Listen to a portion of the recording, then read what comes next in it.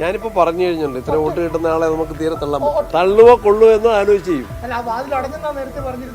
അത് തുറക്കാമല്ലോ വാതില്. VD സതീശൻ കുറ്റിയിട്ട വാതിൽ UDF പ്രവർത്തകരുമായി ചേർന്ന് തള്ളി തുറക്കാൻ തന്നെയാണ് അൻവറിന്റെ ശ്രമം. നിലമ്പൂരിൽ 19,760 വോട്ടുകൾ നേടാൻ കൂടി ആയതോടെ കോൺഗ്രസിലെ വലിയൊരു പക്ഷം തന്നെ അൻവറിന് വേണ്ടി തിരിഞ്ഞിരിക്കുകയാണ്. അൻവറിനെ കൂടെ കൂട്ടാമായിരുന്നില്ലേ?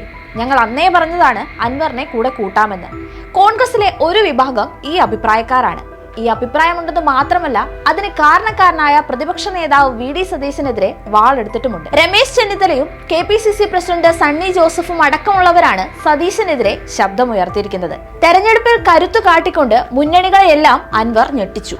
സ്വതന്ത്ര സ്ഥാനാർത്ഥിയായി മത്സരിച്ചിട്ടും 10,000-ലധികം വോട്ടുകൾ നേടാൻ അൻവറിന് സാധിച്ചു. അതുകൊണ്ട് തന്നെ അൻവറിനെ മുന്നണിയിലെടുക്കുന്ന കാര്യം ചർച്ച ചെയ്ത് തീരുമാനിക്കും എന്നാണ് സണ്ണി ജോസഫിന്റെ പക്ഷം. അൻവറിന് ആളുകളുമായി ബന്ധമുണ്ടെന്ന് ജനങ്ങൾ വോട്ടിലൂടെ തെളിയിച്ചു. ഇത്രയും വോട്ട് കിട്ടുന്ന ആളെ നമുക്ക് തള്ളാൻ പറ്റുമോ?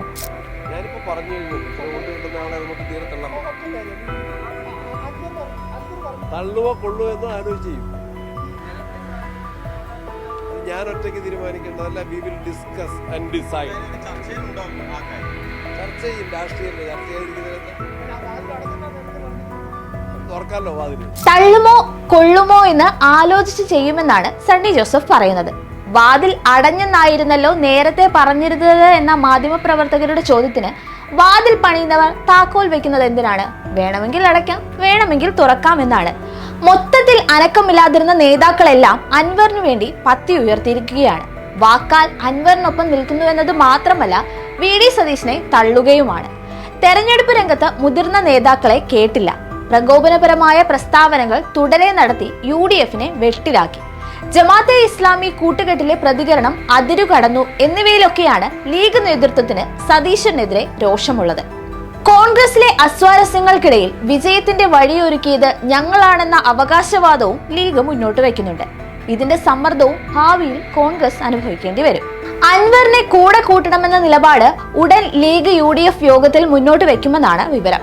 ഇതിന്റെ സൂചനകൾ ലീഗ് നേതാക്കളുടെ പ്രതികരണത്തിൽ തന്നെയുണ്ട്. ഫലത്തിൽ നിലമ്പൂർ ഉപതെരഞ്ഞെടുപ്പോടെ ലീഗും കോൺഗ്രസിലെ മുതിർന്ന നേതാക്കളും ഒരു ഭാഗത്തും സതീശൻ മറുഭാഗത്തും തന്നെയാണ്. ഇനിയും സതീശൻ ഏകപക്ഷീയ നിലപാടുമായി മുന്നോട്ട് പോയാൽ തടയിടാൻ തന്നെയാണ് മറുവിഭാഗത്തിന്റെ ധാരണയും.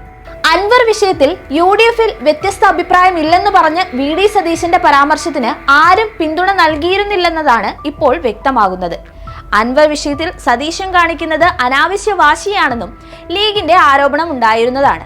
UDFിലെ മറ്റു നേതാക്കൾക്കൊന്നും തന്നോട് എതിർപ്പില്ല. സതീശന്റെ വാശിക്ക് UDF വലിയ വില നൽകേണ്ടി വരുമെന്നും അൻവർ പറഞ്ഞത് ഇപ്പോൾ നിറവേറുന്ന സാഹചര്യമാണ് കാണുന്നത്.